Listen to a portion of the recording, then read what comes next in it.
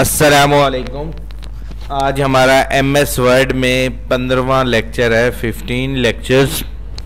आज के हम इस लेक्चर में line spacing and paragraph spacing के बारे में सीखेंगे कि अगर हम MS वर्ड पर कोई काम कर रहे हैं, काम करने के दौरान जब हमने उस काम को चेक किया तो वो काम जो एक सफ़े पर आना था वो 2 से 3 सफ़ों पर जा रहा है, दूसरे सफ़े पे शुरू हो रहा है, दूसरे सफ़े पे उसकी चंद लाइनें चली गई हैं। यहाँ इस लफ्ज़ पे फोकस किया जाए, चंद लाइनें। ये नहीं कि 2 पूरे सफ़े हों और आप चाहें कि वो दोनों सफ़े एक सफ़े पे आ जाएं, नहीं, ये पॉसिबल नहीं है।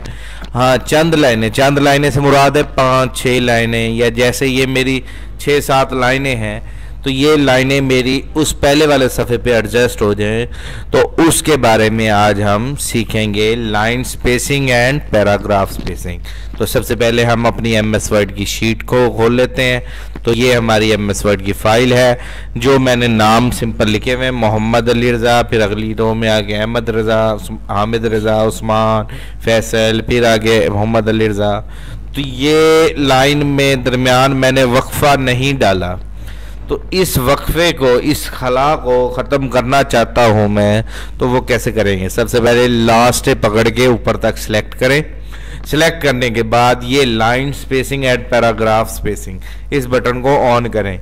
लास्ट में ऑप्शन है रिमूव स्पेस आफ्टर पैराग्राफ, यानी कि इस लाइन के मोहम्मद अली रज़ा और अहमद रज़ा के दरमियान वाले खला को ख़त्म करने के अमल को कहते हैं रिमूव स्पेसिंग। तो ये मैंने रिमूव स्पेसिंग पे क्लिक किया तो ये देखें सब नाम कंप्रेस होके जो का नाम हमारे यहाँ तक आ रहे थे वो कम होकर ऊपर तक चले गए। तो इस अमल को कहते हैं line spacing and paragraph spacing. अगर मज़ीद और भी कंप्रेस करना है तो ये 1.0 कर लें, तो ये देखें और भी थोड़ा सा क्लोज हो गया है। ठीक है, खुला करना हो तो 1.5।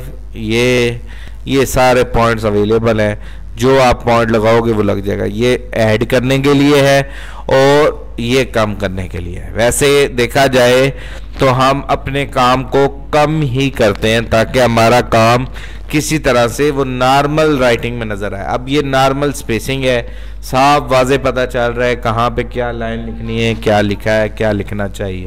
तो इस अमल को कहते हैं line spacing and paragraph spacing.